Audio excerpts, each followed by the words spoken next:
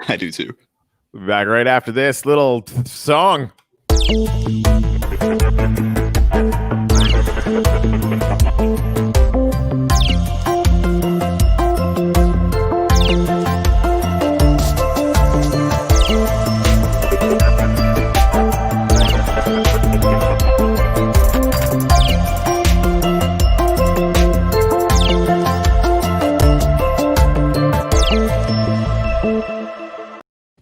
All right, we're here with Seth from the Dividend Report, whose channel on Chirp is #DailyDividends.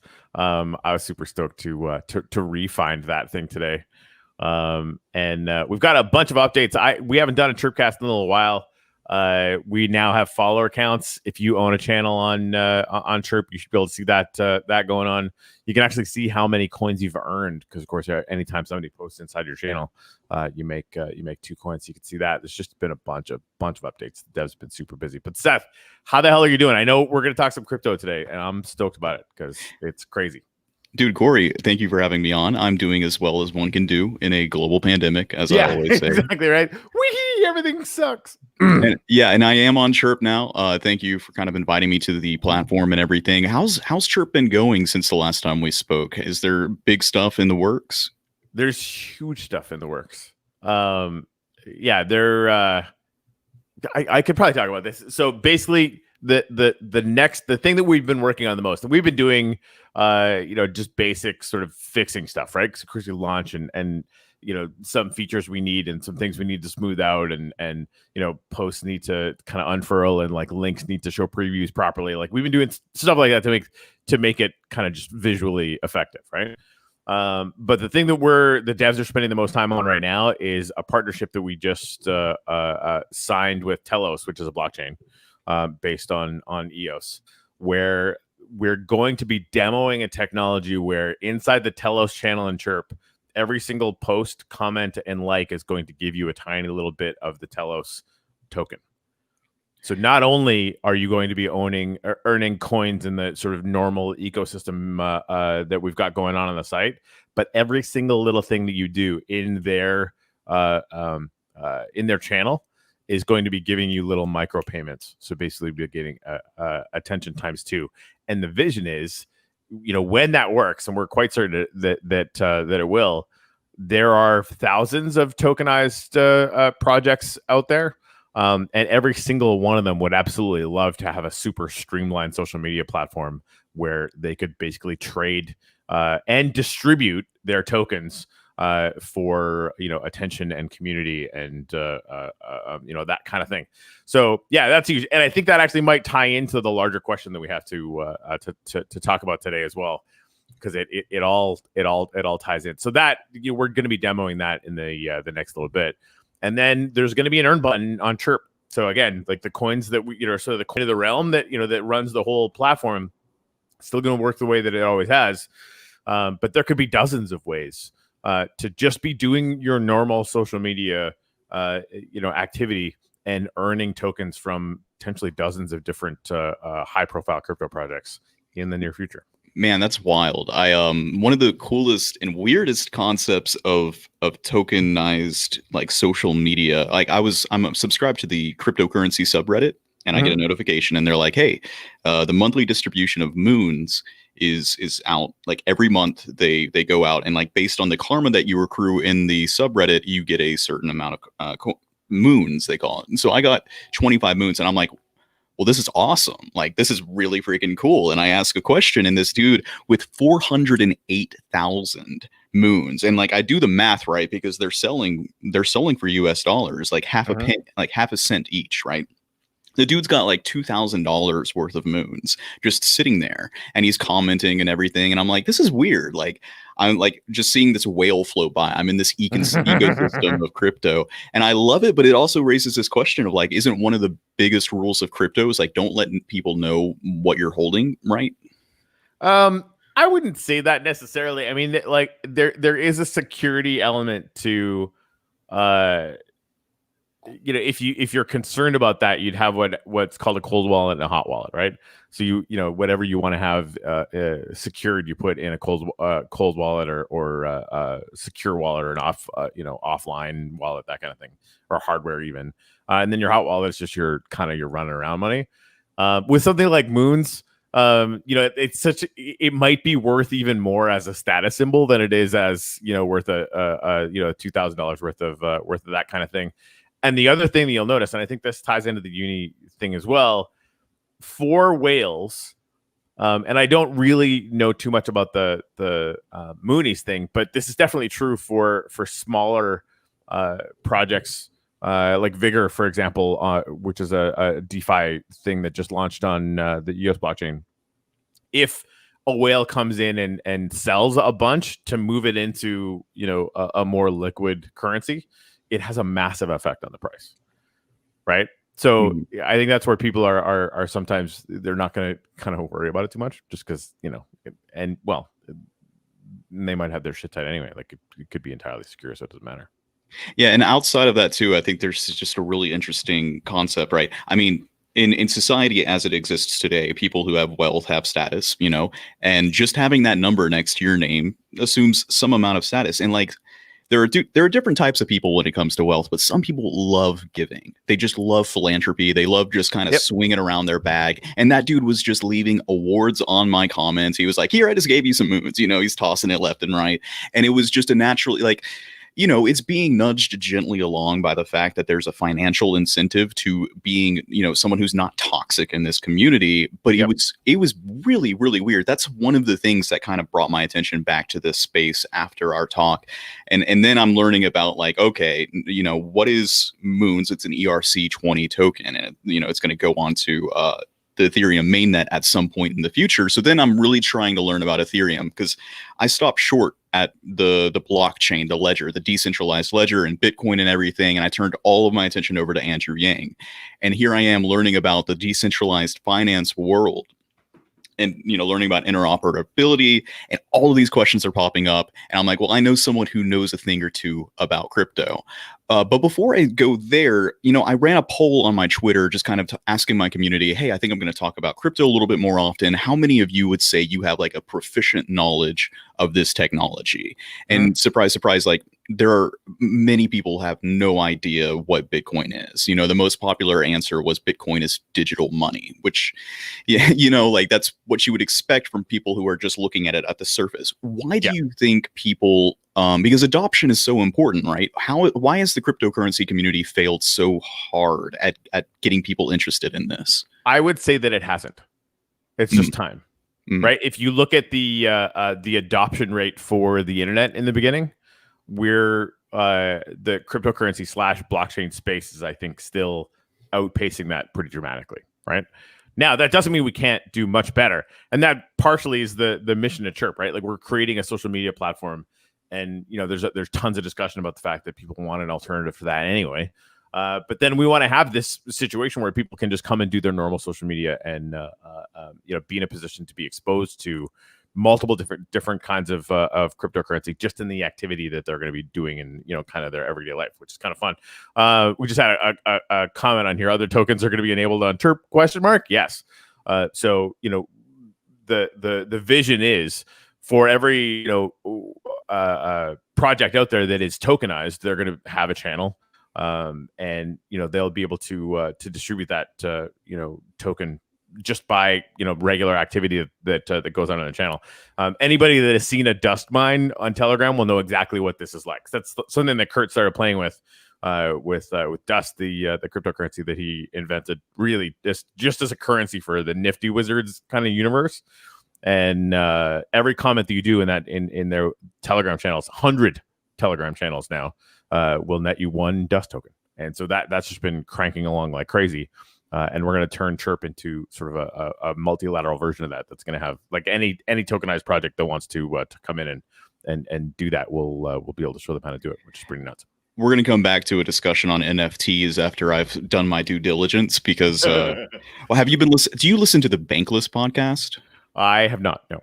They just did an episode, and like both of them seemed very well informed on crypto overall. And they were like, we've been pretty, we've dropped the ball when it comes to NFTs. And then like the meme token came along just in the past month or something and just exploded. And they had to get the guy who was kind of running the show over there, get him on for a talk. And they're saying, the NFT ecosystem in general is something to look at, and something to look at widely. And that's something that you're involved in, right? I think I saw that you had a song that you released, produced, and sent out there as an NFT. Is that correct? So that's actually still in the works. I partnered with the guy who released the first MP3 NFT, M-Blue. Did that a few weeks ago. And on November 7th, we're releasing the second one, and it's my reimagination of his initial tune. So yeah. For the sake of my community, because like I said, a lot of the stuff that we are saying here, just throwing around these terms left and right, it's a big turnoff to people. And I've asked my followers, like, hey, try and stick with me. I'm going to see how well I can bring this to a mainstream audience. So an NFT is a non-fungible token. Yep. And when the last time we spoke, we kind of got into this discussion of gamification of these systems and social media and everything. And you mentioned in passing, like, yeah, you can totally tokenize a song and have like the property rights of the song. And it didn't hit me. I was just kind of like, let it pass by me. So what does it look like to have a song, to make it and then have it as a token, right? Because anyone could just take the wavelength of the song, right? And listen to it. Well, and it's like people are talking about screen grabbing, pictures that are NFTs or art that's on it, because that's a huge part of it.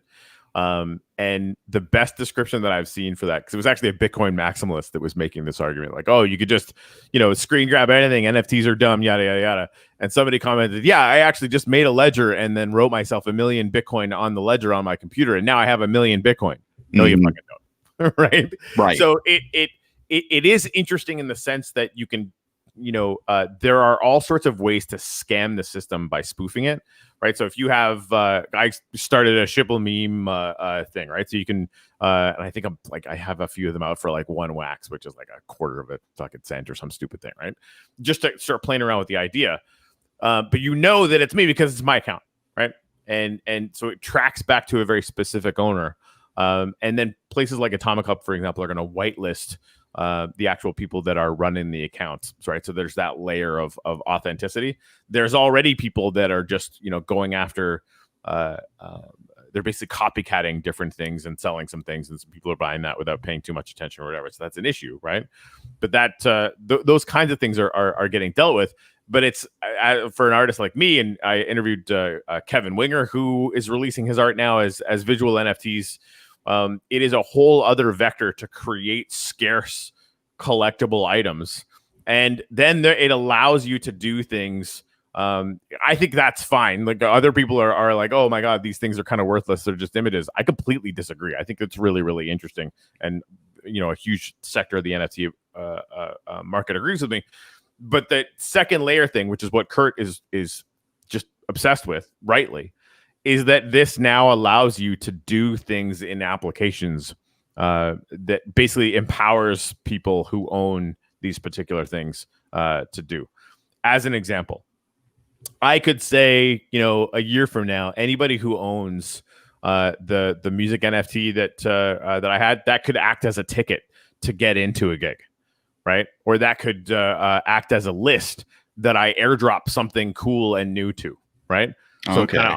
Right. So like it allows us to start to, overlaying intelligence on top of ownable things. Kevin Winger, as another example, is, for one particular line of NFTs that he has, you can actually burn it, destroy it, and it will automatically mail you the paper version of like a print, but still like the paper version of this piece of artwork that he has.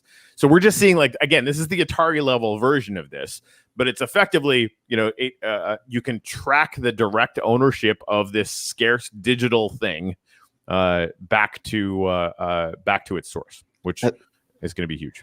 That's wild. So, I mean, I was ready just to stop at, the status idea, right? That dude who had 400,000 tokens, I'm watching this whale go by, it incurs this sense of status. Like, the Genesis CryptoKitty exists. I can take an image of that CryptoKitty and say, hey, look, I've got Genesis, but I don't actually have Genesis. Doesn't mean anything. Right, exactly. Like, what happens when that owner has a Twitter account and you go to their Twitter page and boom, he's like, this is Genesis. I have it. I am the owner of it, right? That status is going to kind of evolve outward. So that's huge one. But what you're talking about, and like, there's utility behind these NFTs to go further.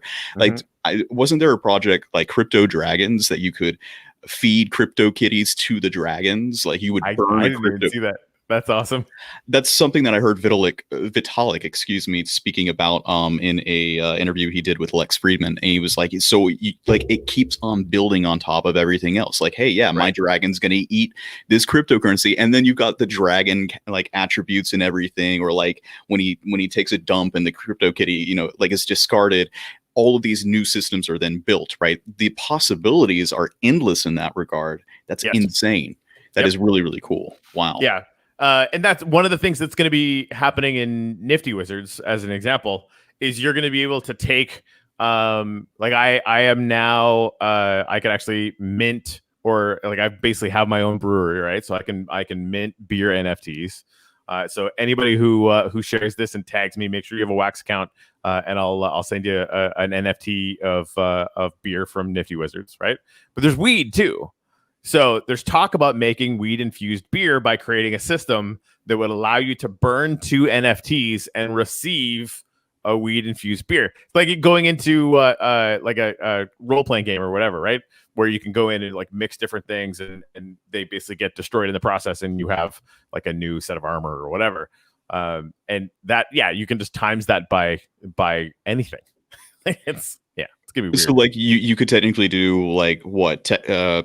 I'm just trying to throw out an idea. You could be character commissions. I'm going to create an art portfolio of the character, your nifty wizard, whoever you are. Because like I've gotten through the beginning, I've got my initial stuff.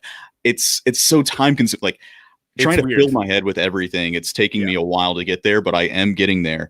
So then you build like an art community within the Nifty Wizards ecosystem by creating character commissions for people and trading them for certain non-fungible tokens within the system. Does that sound right? That there are people that are doing things like that. Kurt has left it as open as humanly possible, because he basically just wants to set the initial boundary conditions and tools for people to then go and do whatever they want to do with them.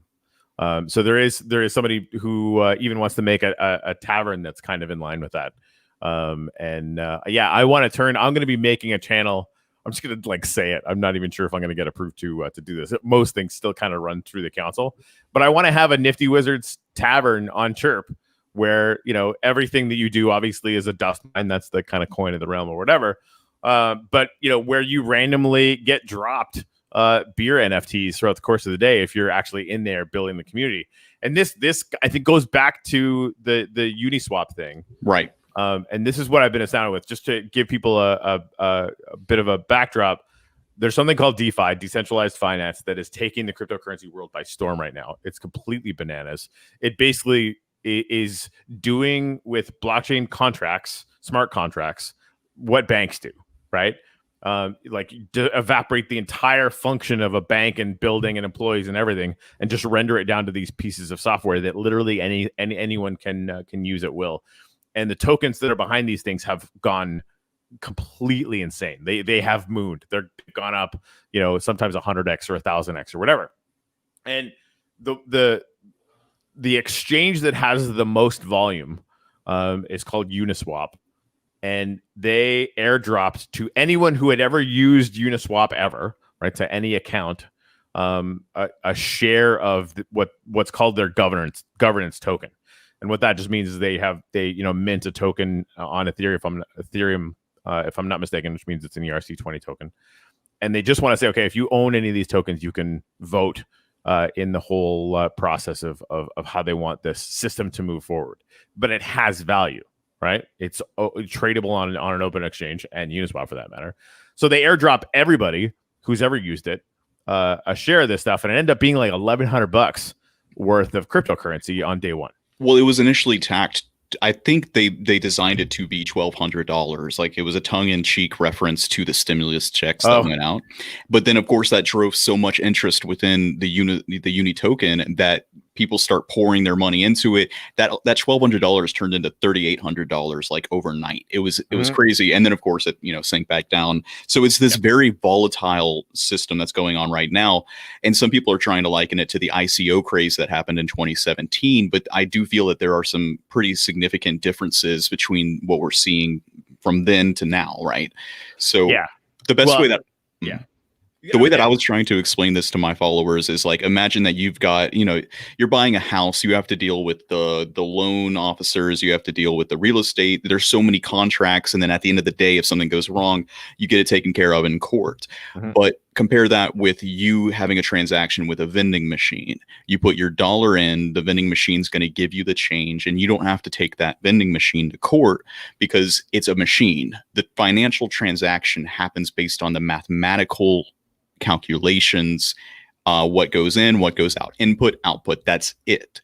And that's essentially what the smart contracts are doing with decentralized finance, is that they're getting into, they're like, so this is just the weirdest thing. And it's something that I'm so mad because people saw this, right? When people were talking about Ethereum 5 years ago, this was something that they were making some space for.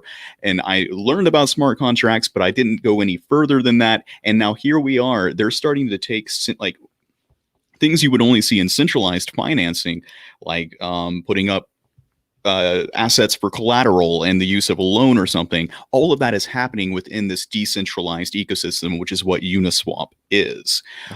So that's the way that I was trying to, and so like what you're seeing now here too is I went and learned about Good Dollar. Have you spent any time learning about Good Dollar? No.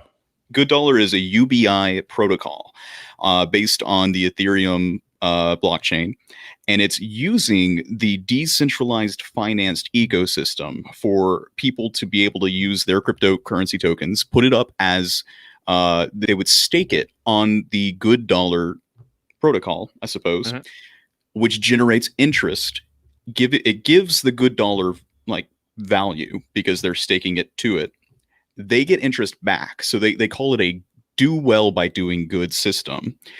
It gives a little bit of value to the Good Dollar, which is then distributed. It's not much, right? But they're focusing on the unbanked in like, for, third world countries like Africa, where they don't have access to banks, they don't have access to any types of this. They would be able to take their Good Dollars and trade it with each other for the goods and services that they're doing in their small villages, right?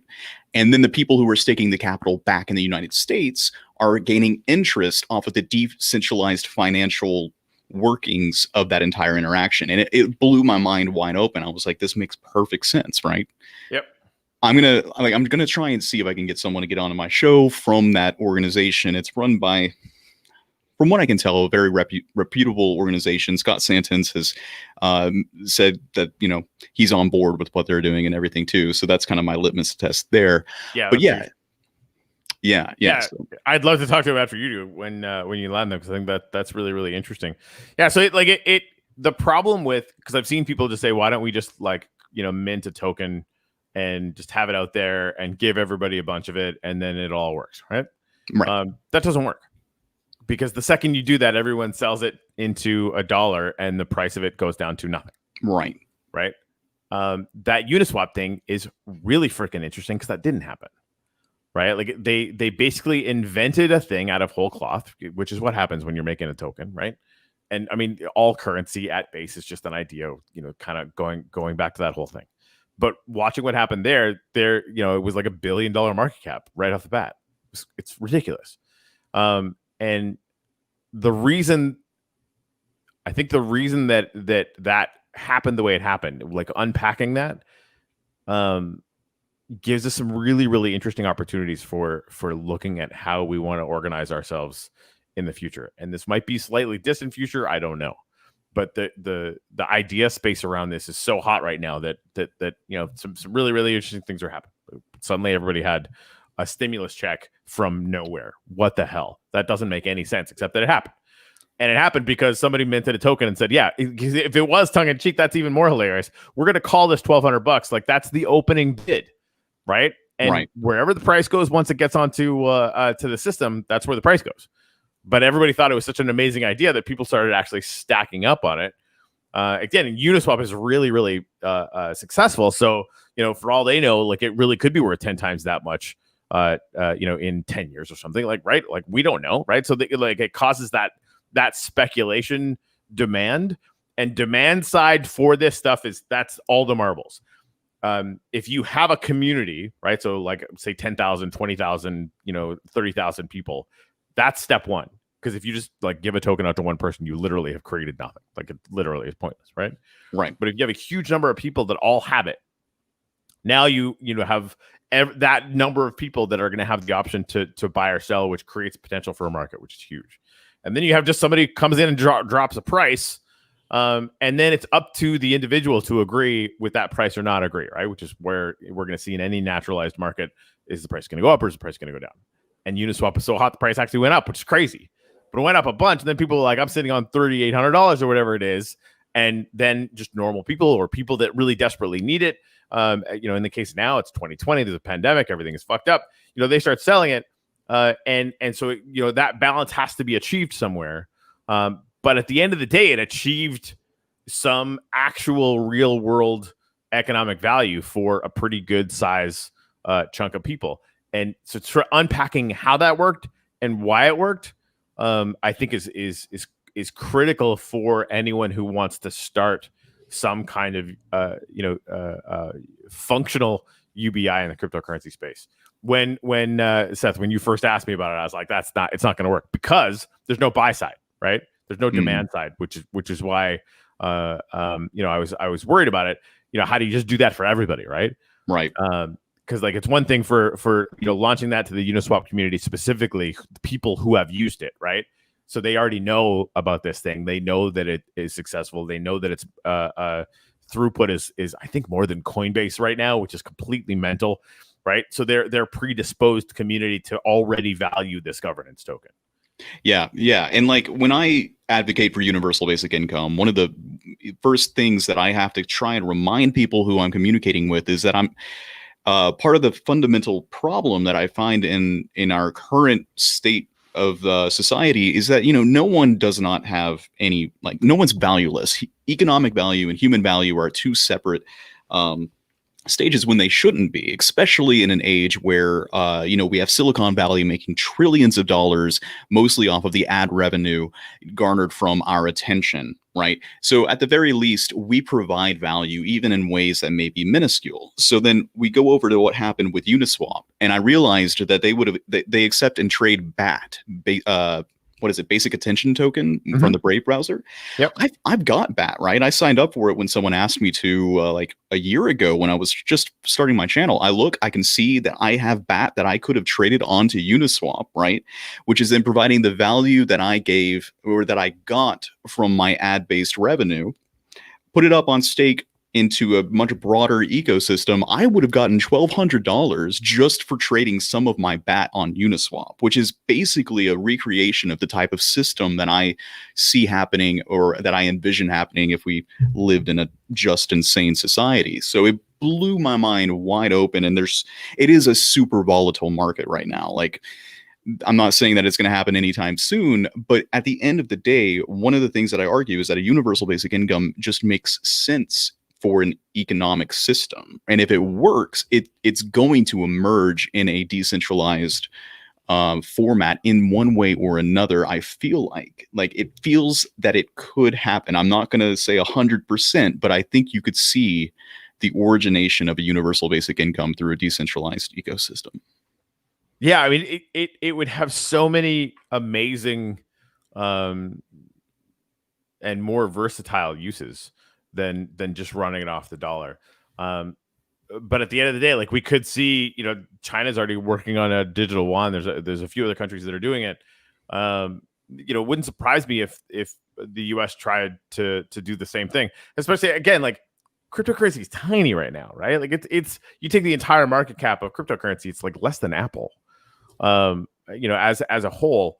So, and I don't know exactly how long it's going to take, but this decentralized finance thing, it won't be long before it will be a massive competitive advantage to both put your money into one of these smart contracts and also get your house loan from one of these contracts. So for anyone that understands how this works now, the banks that are offering house loans, they go to the Federal Reserve, who just print money out of nothing, right? They just invent it out of nothing. And they get charged 0.25% interest on that. And then they charge you 5% interest on that, on money they never owned and did nothing for, right? So imagine being able to go to, reputable DeFi outfit, that has, $2 billion worth of liquid assets and controls and right. And its smart contract automatically understands your capacity to repay debt in a useful way. And I, as a human being, am lending into this pool because I'm getting stuff back from it. I'm the one who's getting the interest. Seth is you're getting the interest on this in the same way that people that are doing DeFi now are making, really steady interest in it.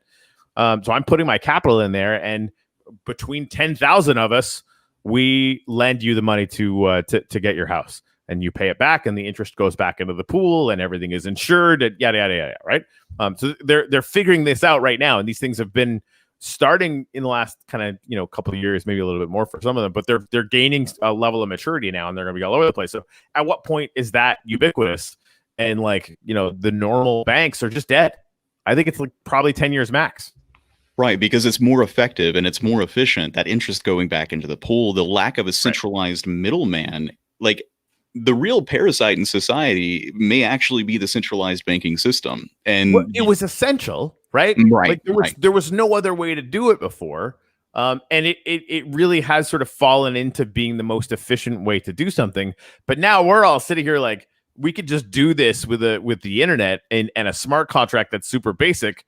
And because you're right, they have been shaving off the top and creating economic maladies, through greed or whatever, right? It's been the most efficient system that we could do, and now it's not even close.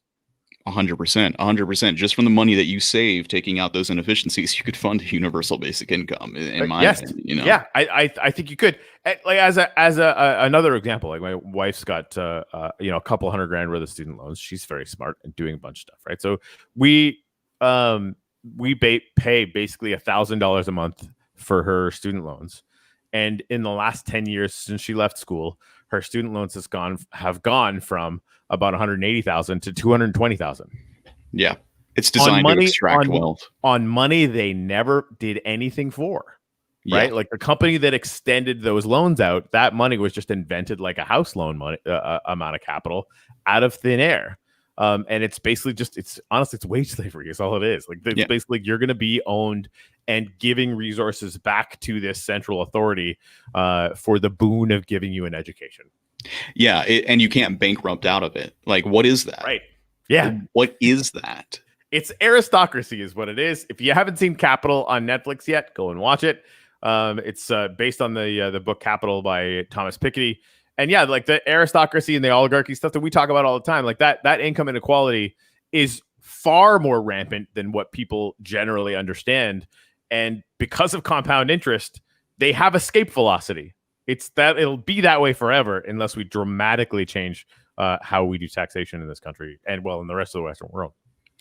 And it seems would you be of the same opinion to me that this is unstoppable? Because cryptocurrency is going to become a thing. I know that there were some big issues right around the time of the ICO craze. Any single time regulators have gotten into their feet into the pool, it's not turned out well for the overall adoption of cryptocurrency as a legitimate financial institution. But, other countries, like you said, China coming out with their own, very likely, South Korea in they see the control, right? That. If you run that blockchain, it's not decentralized. Their digital currency is not going to be decentralized. It's going to be entirely run from the central bank of China. True. Right? It's just going to be able to interact with these other. It'll have interoperability and exposure to these other blockchains, which I think is really, really interesting. But they'll be able to track all of that as well, right? So that, and that's where if they do something with the dollar, it'll be exactly the same way.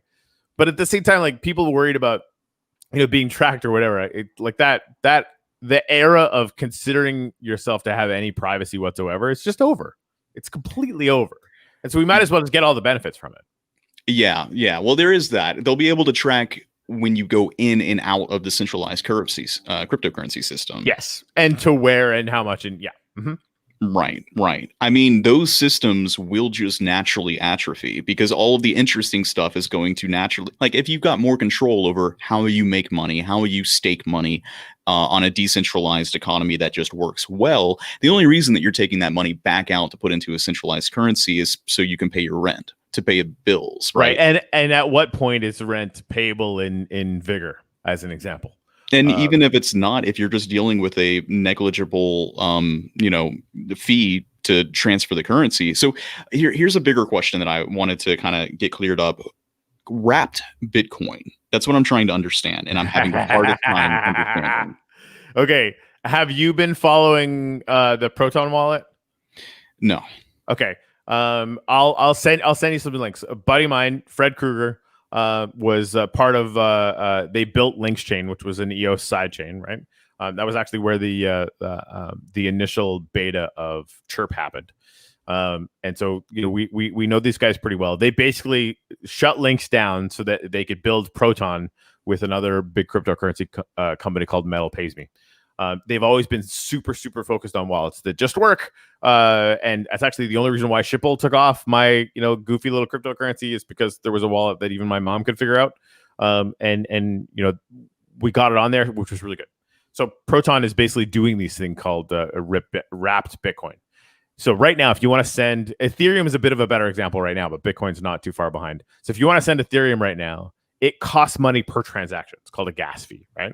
And it's slowing everything down. Like the second that you have one good, useful app that is getting attention on Ethereum, like CryptoKitties or Uniswap or whatever, it shuts the whole thing down because people are trying to buy like a $4 NFT and it costs $79 to do a transaction. It's completely unusable. So what these different chains are doing, like Proton as an example, is you can basically turn your Ethereum into wrapped Ethereum, which will take your Ethereum, you'll send that Ethereum to their smart contract, and it will create I think they're calling it like PETH, or basically like Proton wrapped Ethereum, which means that your Ethereum now lives on the Proton blockchain, right? So it's in there. The actual Ethereum itself is in the smart contract, locked in there, right? And you can now transact that Ethereum, that wrapped Ethereum, to anyone else that's on, has access to this blockchain or this wallet, and it costs nothing. You can do as many transactions as you possibly want, say I could send you that Ethereum for literally zero anything, right? No gas fees whatsoever, and then you could unwrap it and you would have it. Okay, that is a hard concept for me to digest, because you use wrapped Ethereum, you spend such and such wrapped Ethereum. Mm-hmm. Okay, well, no, I guess that does make sense. I mean, this is just so crazy of an idea. Okay, like Wax.io, or the Wax wallet, which Nifty Wizards is running off of, is a completely different blockchain than Ethereum. Yep. But I'm assuming that it's on Wax because of the same problem you just mentioned with how crypto can. Yes. Okay. Yeah. So, but theoretically, it shouldn't really matter to anyone who's looking at these, because it's not a competition of who's going to win out the biggest market share, because these systems will be able to communicate. This is the interoperability that we kind of gently brushed on earlier. It doesn't really matter because you can wrap things and send them from chain to chain if there's... Yeah, but you know how long wrapped stuff has been around? What? Months. Mm-hmm. Right? It's very new. It's very new, right? So the biggest problem with ETH, and if you look at Vitalik interviews, they've been talking about sharding and ETH 2.0 for since 2015, because they realized after CryptoKitties took their entire ecosystem and shut it off because people were so interested in it, which is absolutely unendingly hilarious. So they tried to figure out how to make it more efficient, and they have not done it. It still doesn't work. They're still saying 3 years down the road. It's ridiculous, right? And so, EOS the EOS blockchain kind of had the same problem, where one project on it started taking up all of the network resources at a hilariously intense pace, right? And basically shut the whole thing down. Now, instead of talking about it for a long time, because of the way the EOS.io system works, like the actual contract that makes the blockchain, Links could just copy it. It's open source, and make their own blockchain and have instantaneous interoperability because it's all kind of on the same smart contract, right? Whereas Proton is the same kind of variation. Wax is actually built on that same variation, so that interoperability with the EOS blockchain is already baked in.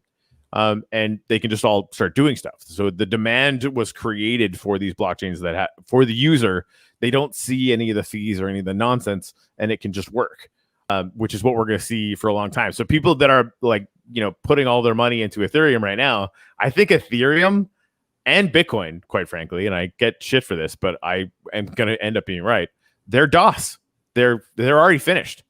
They were perfect proofs of concept for the technology that was available at the time. And they're going to go away because there's already things out there that are much, much better.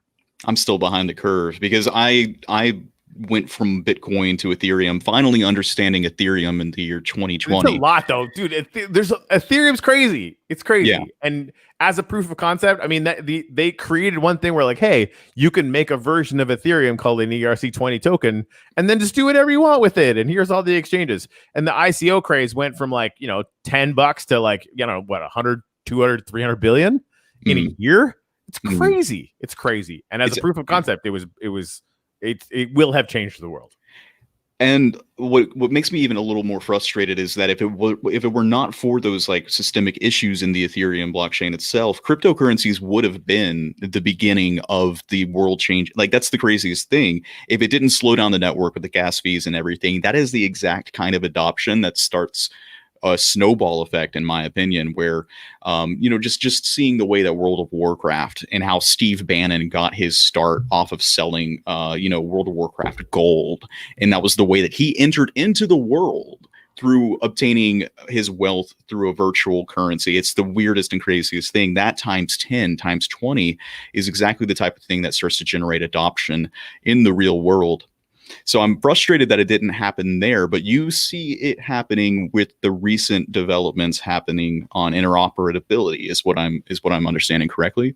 Yeah, and when you start seeing the things like wrapped things and people are creating whole segments where the DeFi world can start to interact together, that to me is a super interesting theme because like these various walled gardens of different blockchains are like seeing early internet where like just your neighborhood or just your town had internet. That's not interesting, right? You need to have a network of networks effect, and that's starting to happen at pace. For anyone out there, like my favorite example of that, because I know them and I know what's coming in their ecosystems, is Proton. But there are others, like Telos is another really interesting example of just another blockchain that is very, very democratic at its core, and they're just planning on being extremely usable for the community that's running it.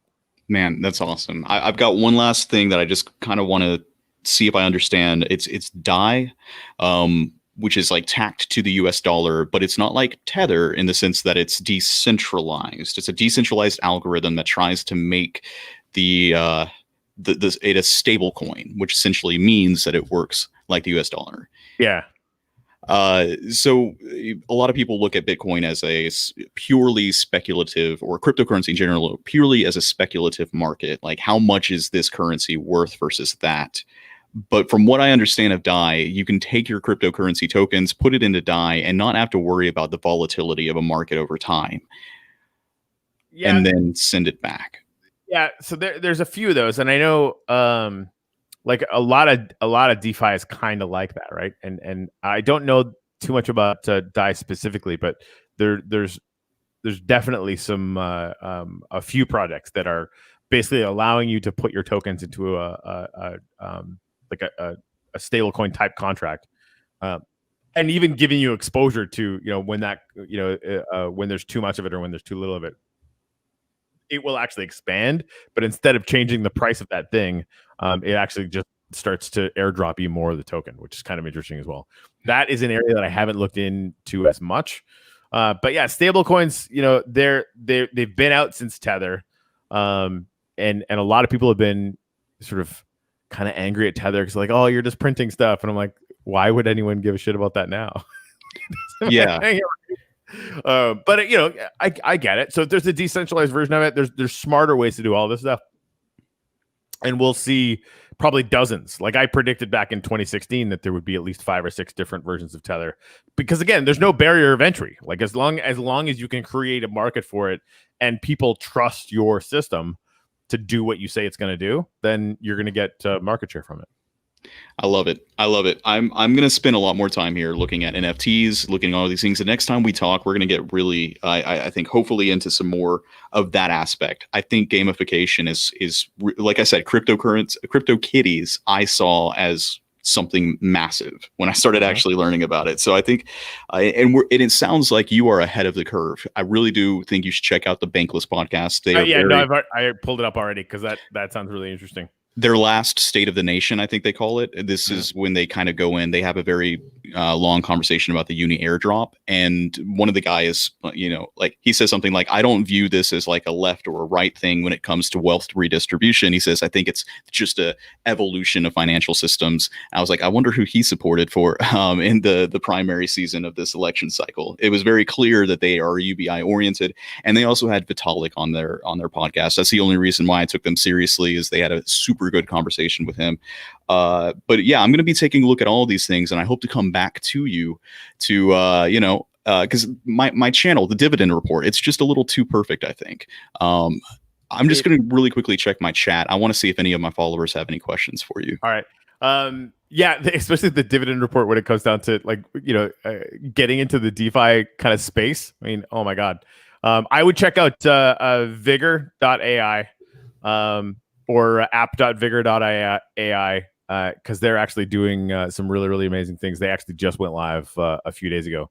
I've talked to the team. They're super awesome. It's a really, really good kind of introductory way to get into looking into the DeFi space. I want to interview them more because I barely even understand it now, and I've been messing around with it for a little while.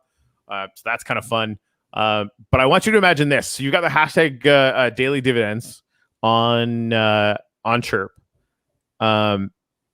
In the not too distant future, I think it's going to be possible for you to be doing 3 different things with it simultaneously. So when people post and at you on Twitter, they get nothing, right? So imagine telling them, okay, you can come to my daily dividends channel. You can post, you can comment, you can like stuff, you can have fun, whatever.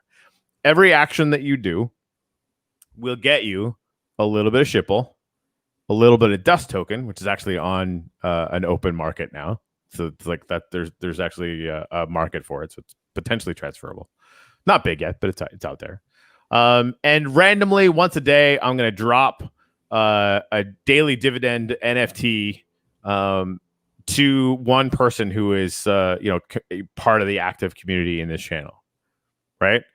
And you could go out to other projects out there. Say you interview somebody in the DeFi community or DAI or whatever, and say, hey, listen, if you give me a budget of tokens, then we'll add this on there and it will distribute it to my community for the amount of attention and community that they bring to that stuff. That's the kind of thing that we're starting to play around with, so that it's not just coins. It's every project that wants your attention, that needs distribution. Like Uni, they need distribution.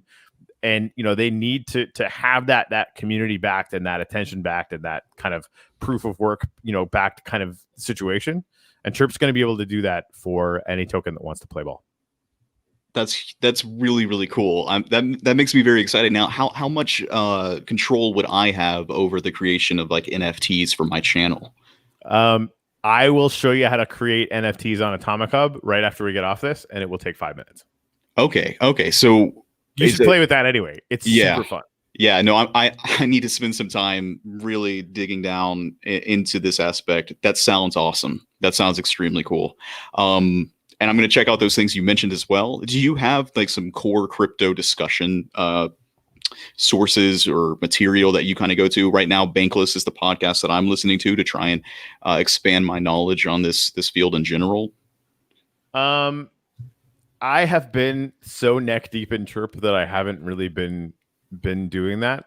I will. I'll collect some things and try and get some more resources on that, and some more interviews if you want them. Because I am sort of a fairly strong novice in this space, but I know people that are titans.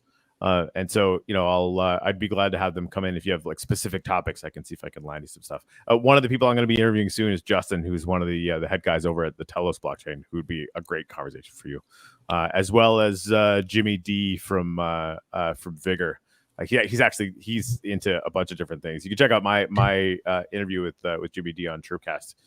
Was extremely wide ranging. Yeah, so there's a bunch.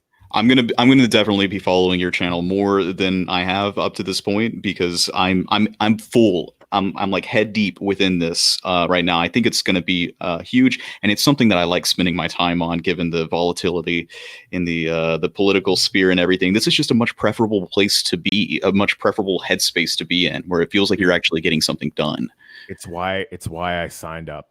Like that when Kurt came and asked if I wanted to do Chirp, I was so burnt out, and we're still doing, hashtag coffee 3 days a week, just mostly politics, whatever. But I'm just, like, my outrage is empty. Like I don't have anything left to be shocked or to be angry or whatever. And, Kurt comes along and says, hey, we're going to build a whole new, cryptocurrency enabled, social media space. Will you come and help develop the community and the culture so that it turns into something really, really good? And I'm like, well, I will try. And so far, it just has been, right? And there's some politics on there. People can say whatever the hell they want on there, and they should. But it's more like the hashtag gratitudes channel is the biggest channel on there right now. Yeah. Yeah. Right? Like the most active channel is just people showing up every single morning and starting their day on Chirp, like taking an intentional grab of the reins of their social media experience. Because anybody that's seen The Social Dilemma on Netflix will understand that's something that everyone should be doing. And so they're just deciding, okay, well, I'm going to go to Chirp first. It's the first app that they open. They go to hashtag gratitudes. They say one thing they're grateful for.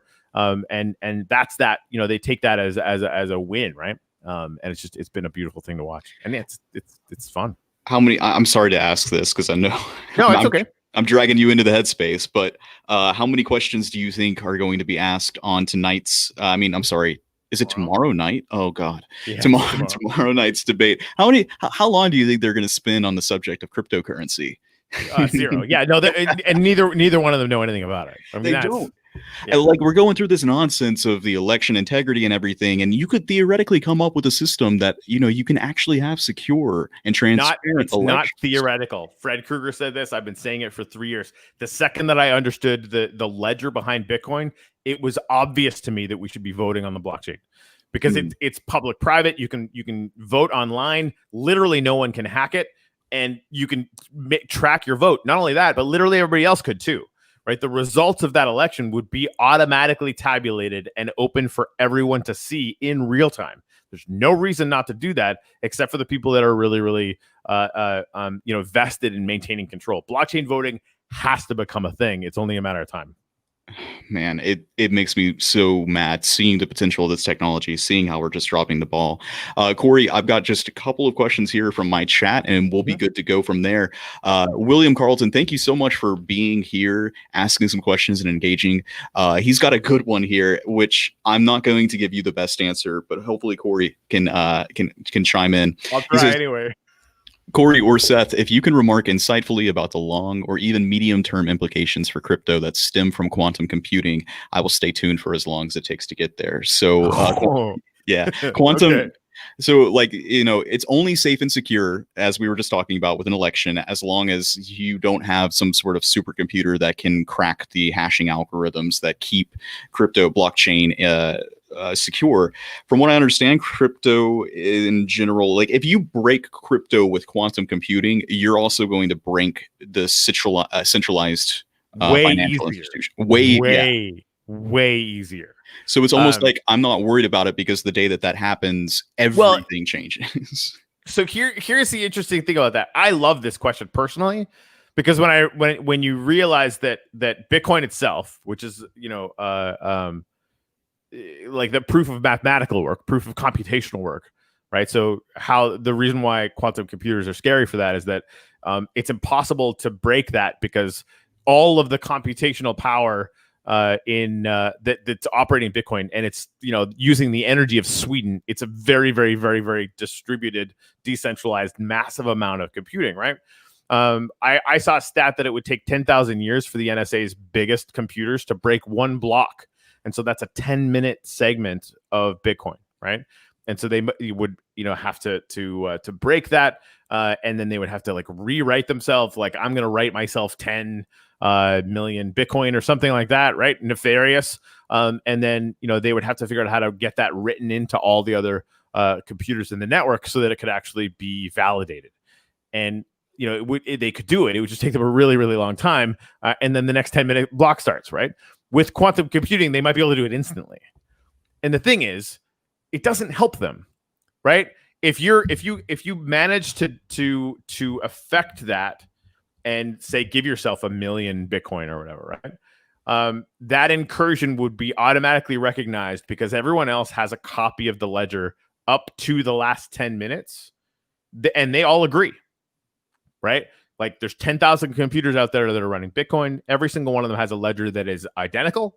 And every 10 minutes is when active transactions are being finished. And then they lock that block off and finalize it. And that goes out to all of it gets distributed out to everybody in there. So even if you can hack it, it would be able to be automatically caught, basically. And then they could come up with a fix for it. And you could only ever do it once from any particular IP.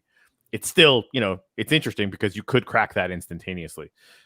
Any bank is, I think, 1,000 times more vulnerable to that kind of attack than Bitcoin. But then on top of that, you have, Proton as sort of my favorite example right now, but really any of these blockchains, they're all being run by proof of stake, which basically means you have between 21 and maybe 50 block producers, companies that are running giant servers that are effectively keeping the ledger, right? And they've got their own security on this thing, and they're basically all running in tandem. And so you'd have to hack all of those companies simultaneously and then expect them to do nothing about it, right? So even if you could crack them, and you probably could, and send yourself 1 million Proton, well, they have a copy of the ledger from 5 seconds ago, right? And these instead of 10-minute block times, they're literally in the seconds. So they could just rinse, repeat back to 5 minutes ago, and then you still have nothing, right? So these distributed technologies have their own layer of human security in them that quantum computing just by itself isn't really going to be able to affect. And right off the bat, the cryptocurrency blockchain space is going to be, again, I think at least, and I'm not being hyperbolic, 1,000 times more secure than any current banking situation on Earth. Yeah, fantastic question, though, because again, like quantum computing is so new. I could be completely wrong there. That's just my personal assessment of it from what little information I have. Yeah, and I also think by the point that quantum computing happens, we're closer to the singularity occurring at that point in time. Maybe. I would also really recommend, William, going and checking out Lex Friedman's interview with Vitalik Buterin. They broached this subject a little bit, and if anyone should be concerned about this issue, it should be Vitalik. And he essentially says similar things to what Corey just said, but he also mentioned that there, like the SHA hashing algorithm that they currently use, like there are other proofs of work that are more resilient to the type of quantum computing, because there's different types of quantum computing that are down the road in the pipeline. Just in general, that was a really good listen for me to better understand Ethereum. That was when it kind of clicked, and that's where I heard about the crypto dragons phenomenon too. And it's a very good interview. It's really amazing to see this guy's brain tick. I can't believe he's younger than I am. That dude's a human. He's an alien in a human suit. Like, I'm almost certain of it. He's a weirdo. Yeah, but in the best way. Bob Benson is also in the chat. Thank you so much for joining along. This has been just an amazing episode all in general. He says Chirp defeats the AI algorithm nightmare that Facebook and others live by. Did you say that you have watched The Social Dilemma, Corey? Oh, yes. That was really eye-opening, and you were the first person that I was thinking of when I was watching that. I was like, you have to be watching this. As the people who are developing the next social media 2.0, they have to have these things in mind and figure out, like, how do we avoid this from happening? Because it is the thing that is destroying the world right now. Yeah, it is. It's crazy. It gets me uncomfortable every time I think about it. Ira asks, is there a Chirp iOS app yet? No. Android and iOS are both in the pipeline, and should be out soon. Our focus right now is on demoing the rolling out the Telos crypto dealio, basically turning the Telos channel on Chirp into the equivalent of a dust mine for people that are familiar with that, it's basically every action that you do is going to earn a little bit of Telos. So we're the devs are focusing on that right now, and then we're going to finish mobile up, which I think is actually almost done. We're just in testing phases of it. But when this Telos thing came up, like we're starting to see the bigger picture of what's possible when we become the central node for attention for any cryptocurrency project that is smart enough to get in on it. So we wanted to focus on making sure we could test that first. But they're coming soon. Believe me, when they come out, I will start yelling from the rooftops that they're out and they'll be available. Awesome. Exciting stuff. All right, Corey, our half-hour long podcast quickly doubled. A little long. I can't thank you enough for coming on to the Daily Dividends. I know this is ChirpCast too. It's, we do better by joining together in communities. Make sure that you are following along with Corey. Corey, do you have any plugs that you want to leave before we go? Yeah, go to www.chirp.la and sign up and check out the hashtag Daily Dividends channel. You can follow that. You can follow hashtag ChirpCast on there as well. And I would really highly, for your life, recommend joining hashtag Gratitudes, following that channel, and every morning start at Chirp instead of everywhere else. Don't run on automatic on social media. Be intentional. And having that little bite of gratitude in your life will have a measurable effect on it. Yeah, I speak for both of us. I think when it feels cool to be part of a growing community, and there is a lot of growth to happen within these spaces. So definitely give this a check out. All right, Corey, do we need like a sign off phrase for any time that we might be doing an interview together? Like something like, I don't know if it's hashtag coffee.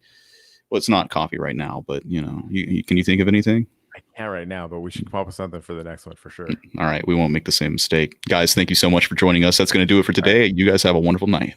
Cheers.